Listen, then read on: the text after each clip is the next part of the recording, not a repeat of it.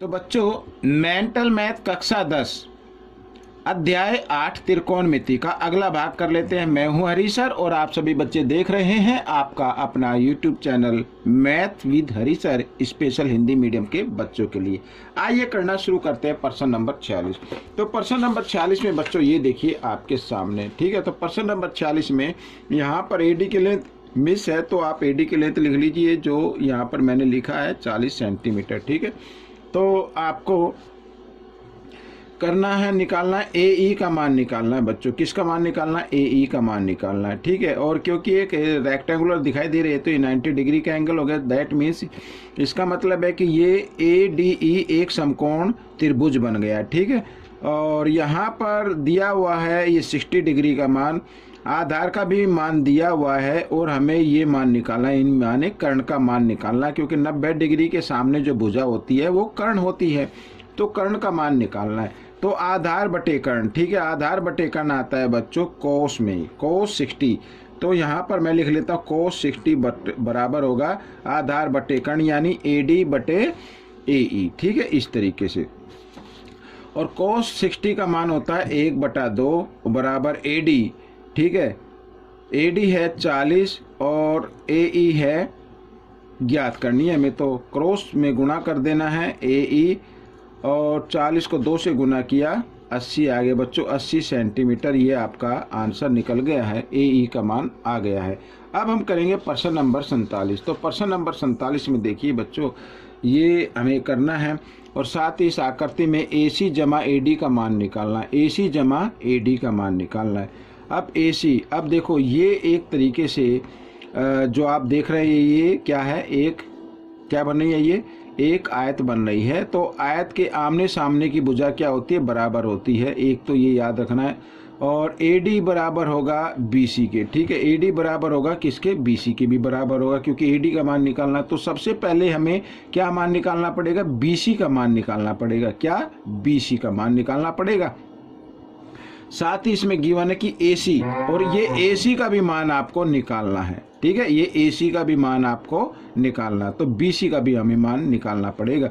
अब यहाँ पर दिया हुआ है थीटा दिया हुआ है, मीन्स एंगल दिया हुआ है। तो जिस साइड पर एंगल होता है कर्ण को छोड़कर तो वो आधार बन जाता है और ये जो दूसरी होती है वो लंब हो जाती है, ठीक है। आधार बटे लंब या लंब बटे आधार, आप कोई भी देशो आप इसको लेकर इसको हल कर सकते हैं, कोई भी अनुपात आप इसमें ले सकते हैं। आइए मैं ले लेता हूँ tan 60 डिग्री, ठीक है। tan 60 डिग्री क्या होगा? लंब बटे आधार, यानी कि AB बटे BC, ठीक है। और tan 60 का मान आपको मालूम ही है कितना होता है, 60 डिग्री का वर्गमूल 3 होता है। तो AB, ठीक है ना, AB तो दिया हुआ 60 और बराबर BC हमें ज्ञात करना है। तो क्या कर देना? क्रॉस में गुणा कर देना है। तो यहाँ पर वर्गमूल 3 BC बराबर 60 इस तरीके से आ जाएगा, ठीक है। तो अब BC का मान निकाल लेते हैं। तो वर्गमूल 3 इधर किस में है, किस रूप में? गुना में इधर आकर ये भाग में आ जाएगा। तो आइए भाग के रूप में लिख लेते हैं। तो 60 बटे वर्गमूल 3, ठीक है। 60 डिग्री, सॉरी ये डिग्री है। और अब देखो फिर क्या आ गया, जो मान आया है, जो हर आया है वो वर्गमूल में आ गया। और जब कभी भी किसी भी फ्रैक्शन का, किसी भी भिन्न का हर वर्गमूल में आ जाए तो उसका हमें परिमेयकरण कर देना है, उसी संख्या से अंश को और हर को दोनों को गुणा कर देना है, ठीक है।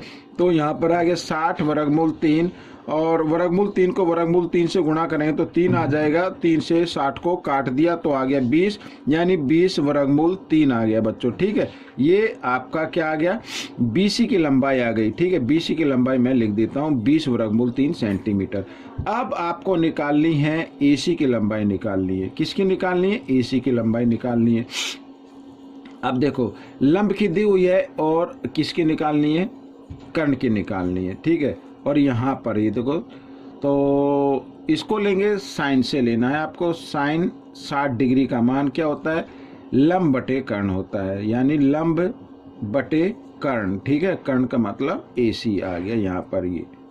तो साइन 60 डिग्री का मान क्या होगा बच्चों? क्या होगा? मैं यहाँ पर लिख लेता हूँ, वर्गमूल 3/2 होता है। और साथ ही AB का मान दिया हुआ 60 और AC का तो निकालना है, तो AC की जगह AC रखिए। और अब क्या करते हैं? क्रॉस में गुणा कर देना है आपको।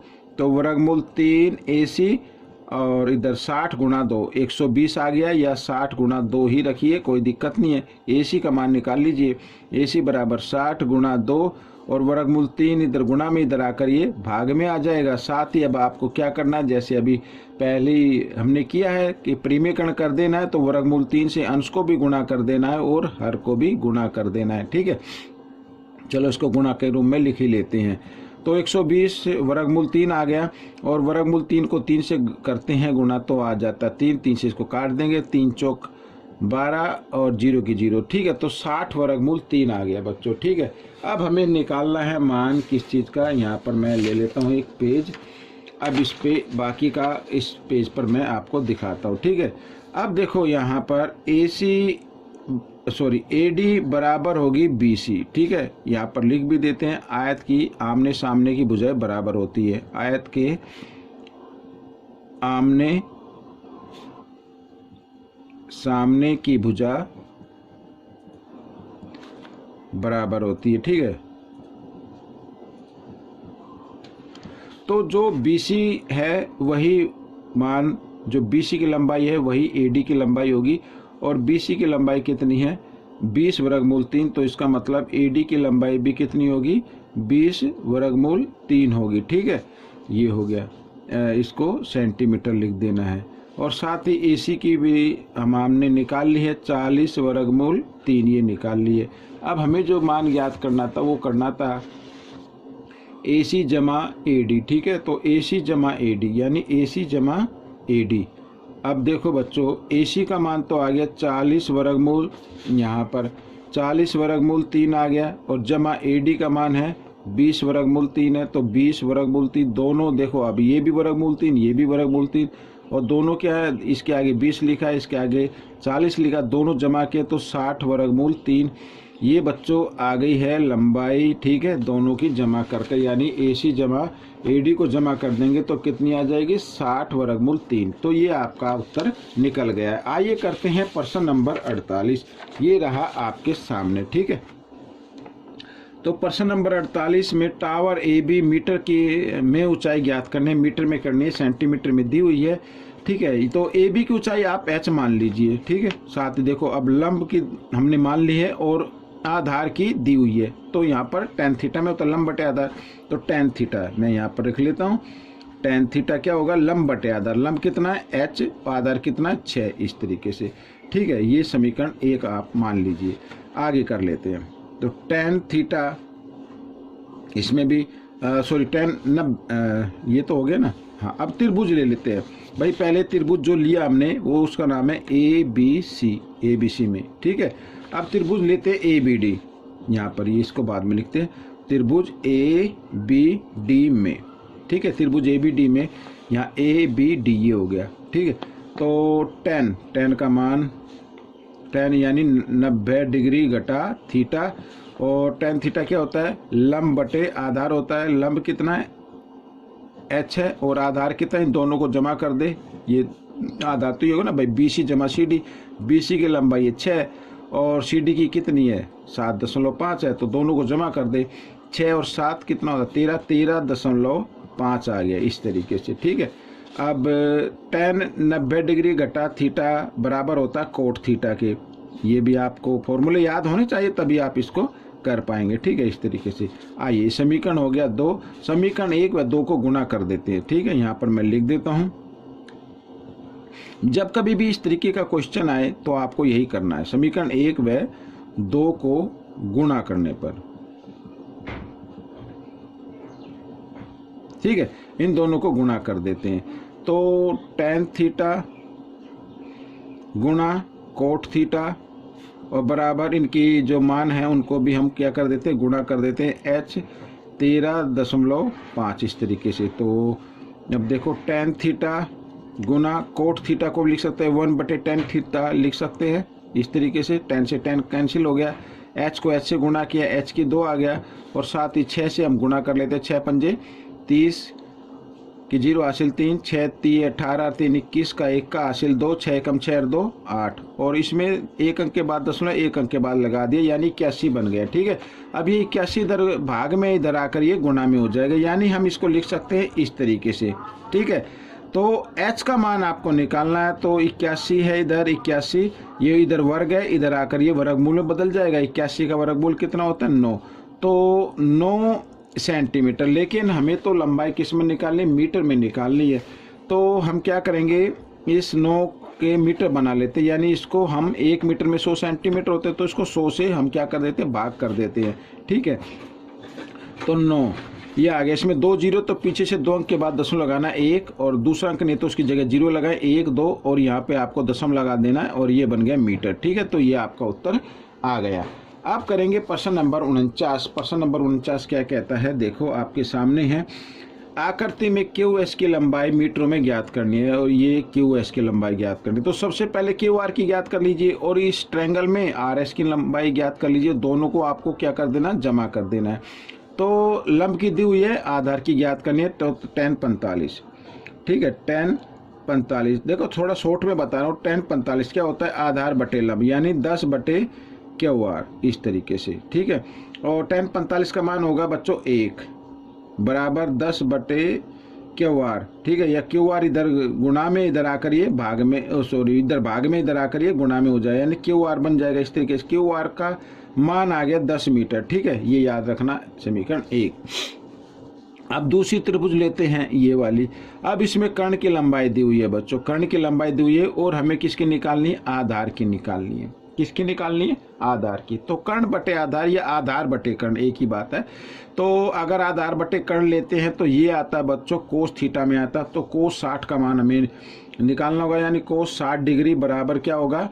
आधार बटे कर्ण, यानी आर एस बटे क्या होगा? कर्ण। कर्ण कितना है? 16, इस तरीके से। ठीक है, तो कोस 60 डिग्री, तो कोस 60 डिग्री का मान होता है 1/2 होता है, और बराबर आर एस बटे 16। ठीक है, साथ ही यहाँ पर कर देते हैं, क्रॉस में गुणा कर देते हैं, तो आर एस का मान निकालेंगे। 2 आर एस बन गया बराबर 16, और 2 इधर गुणा में, इधर आकर ये भाग में हो जाएगा। तो 16 बटे 2, 2 से इसको भाग दे दिया 16 को, तो 8 आ गया। ठीक है, कितना आ गया? 8 मीटर आ गया। अब हमें देखो क्यू आर की हमने निकाल ली है, और आर एस की भी निकालनी है। तो इन दोनों को हम क्या कर देते हैं? जमा कर देते हैं। लिखा क्यू एस की लंबाई को आपको निकालनी है, तो क्यू आर जमा आर एस, यही तो आएगी। और क्यू आर की लंबाई आ गई 10 मीटर, और ये आ गई 8 मीटर। तो दोनों को जमा किया तो हो गई 18 मीटर। ठीक है, तो ये आपका उत्तर निकल गया है। अब हम करेंगे प्रश्न नंबर 50 कर लेते हैं बच्चों। प्रश्न नंबर 50 ये रहा आपके सामने। तो ये रहा प्रश्न नंबर 50। ठीक है, प्रश्न नंबर 50 में भी हमें क्या करना है? आकृति में कोण भी 90 डिग्री का दिया हुआ है। टावर ए बी की ऊंचाई मीटरों में ज्ञात करनी है, ये यानी ए बी की ऊंचाई हम h मान लेते हैं। ठीक है, ये हमें ज्ञात करना है। तो सबसे पहले अब इसमें कैसे करना है? बहुत ही आसान है। ये त्रिभुज ले, त्रिभुज ए बी सी। ठीक है, त्रिभुज ए बी सी ले लेते हैं, त्रिभुज ए बी सी में। ठीक है, तो भाई लंब की दी हुई है, आधार की याद कर लीजिए। तो tan 60 डिग्री, तो tan 60 डिग्री बराबर क्या होगा? लंब बटे आधार। लंब है h और आधार है BC, और tan 60 का मान कितना होता है? वर्गमूल 3 होता है। वर्गमूल 3 h बटे BC, क्रॉस में गुणा कर देते हैं, या h की वैल्यू निकाल लीजिए आप। भाई इसको BC को वर्गमूल 3 के साथ गुणा करेंगे, तो यानी इस तरीके से आ जाएगा h बराबर वर्गमूल 3 BC, यही तो आएगा। ठीक है, ये h का मान निकल गया है। अब हम लेंगे त्रिभुज ABD लेंगे। ठीक है, अब यहाँ पर मैं लिख लेता हूँ त्रिभुज ABD में अब ये है tan, इसको tan ले लीजिए, tan 30। ठीक है, tan थीटा क्या होता है? आधार। आधार क्या है? h। आधार बटे लंब है h, आधार क्या है? BD, और BD में BC जमा, यहाँ पर लिख देते BC जमा 20 लिख सकते हैं इस तरीके से। और tan 30 का मान होता है क्या? 1 बटे वर्गमूल 3, इस तरीके से लिखना है। तो h बटे BC जमा 20। ठीक है, क्रॉस में गुणा कर देना है, तो h का मान हमें निकालना ही होगा। तो इस तरीके से आइए कर लेते हैं। तो वर्गमूल 3h और बराबर BC जमा 20 ये आ गया। ठीक है, h का मान निकाल लेते, तो h बराबर BC जमा 20, और ये वर्गमूल 3 इधर गुणा में, इधर आकर ये भाग में आ जाएगा। समीकरण 2 बन गया। अब देखो समीकरण 1 में हमने h का मान निकाल लिया, इधर भी हमने h का मान निकाल लिया, ठीक है। तो h तो कॉमन ही हो गया ना, एक ही लंबाई है, तो इसका मतलब समीकरण 1 व 2 से हम लेंगे, इन दोनों के मान को बराबर रख देना है, ठीक है।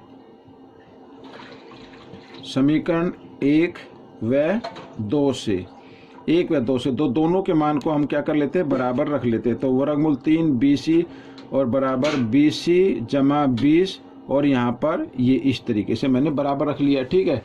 अब क्या करना है, इस वर्गमूल 3 इधर ये बटे में है, भाग में है, इधर आकर ये गुणा में हो जाएगा। तो वर्गमूल 3 गुणा वर्गमूल 3 इस तरीके से आ जाएगा, ठीक है। और बराबर BC जमा BC आ गया। और वर्गमूल 3 को वर्गमूल 3 से गुणा करते तो 3 आ जाए, 3 BC आ गया, और इस BC को आप इधर ले आओ तो ये घटा BC हो जाएगा, और बराबर 20 आ गया, ठीक है। अब 3 BC में से 1 BC घटा देंगे तो 2 BC बन गया, और यहाँ पे आ गया 20। तो 2 इधर गुणा में, इधर आकर ये भाग में आ गया, तो 20 इधर 2 भाग में आ जाएगा। तो 20 को 2 से भाग कर दें तो कितना आ गया, 10 आ गया बच्चों। BC की लंबाई कितनी आ गई, 10 आ गई। अब BC की तो निकालनी नहीं थी, तो इसको 10 मीटर लिख लेता है। तो BC की नहीं निकालनी थी, लेकिन BC का मान हम समीकरण 1 में रख देते हैं। हमें तो हाइट ज्ञात करनी थी ना, तो BC का मान समीकरण 1 में रखने पर, तो आइए इधर लिख लेते हैं, BC का मान समीकरण 1 में रखने पर, ठीक है, ये रखने पर, तो h बराबर वर्गमूल 3 BC लिखा हुआ है, ठीक है। तो नीचे कर लेते हैं, तो वर्गमूल 3 और BC की जगह इस तरीके से गुणा करके BC का मान लिख देते हैं, ठीक है। तो हमें इसको लिख लेना है अच्छे से, 10 वर्गमूल 3 मीटर। तो ये आपका उत्तर बन गया बच्चों। तो ये वीडियो पूरी हो गई है। आपको ये वीडियो कैसी लगी मुझे ज़रूर बताना। इसमें से सीखकर दूसरों को जरूर सिखाना है, प्रैक्टिस करनी, ताकि आपके अच्छे से अच्छे नंबर आ सके, रैंक आ सके। मिलेंगे अगले भाग में, तब तक के लिए धन्यवाद।